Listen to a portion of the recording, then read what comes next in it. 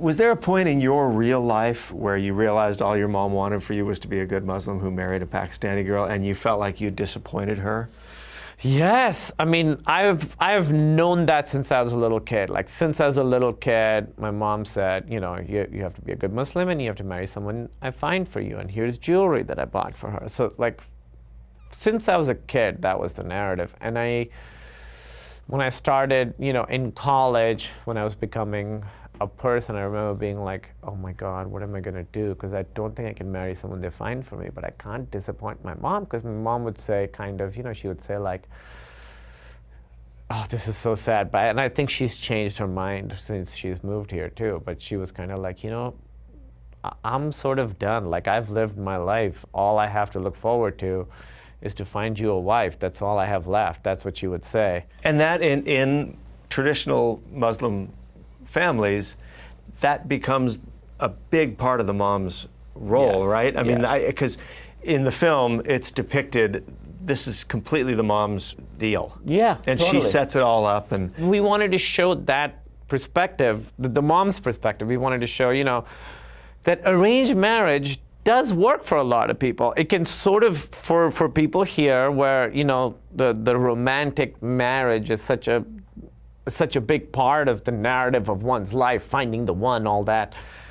Their marriage is more of a contract between families, but it really works. My parents have a wonderful relationship, and they're truly, truly, truly in love with each other, and they were an arranged marriage. We do say, you know, there's a scene in the movie where I say, there's a thing called love marriage, and that's a real thing. Like, someone met someone, fell in love, and got married, and love marriage is a bad term. It's like a pejorative. Like, people will be like, oh, he had a love marriage. is a love marriage sometimes code for someone got pregnant? I'm sure it is, but you know, that was so not talked about, like a shotgun wedding. That was so not talked about that I have no idea if that's true or not, although I'm sure it is, but nobody ever talked about that. Wow.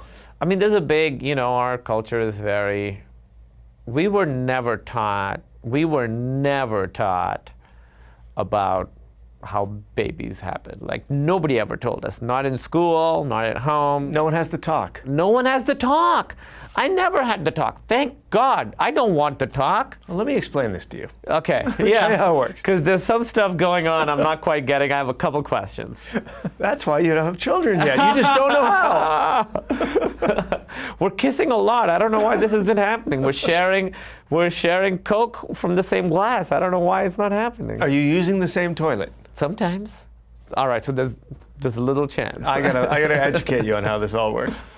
But did you go through a period where you were estranged from your parents after those decisions you made? There was a little time where we weren't talking as much, but we were never estranged. Here's the thing. You know, Emily and I just got married, we went to a courthouse and we got married, and once my parents understood that this wasn't gonna be something that they could talk me out of, they did their best to embrace her. Like, we went to so when they met Emily, we went to New Jersey to visit them. Emily, we were already married. That's how they met.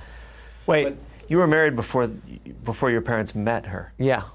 So it was extreme. Like, you had to make this decision. Yes. And do it. And yes. So we had to right after my parents found out, we sort of decided, like, Emily and I decided, like, let's just get married.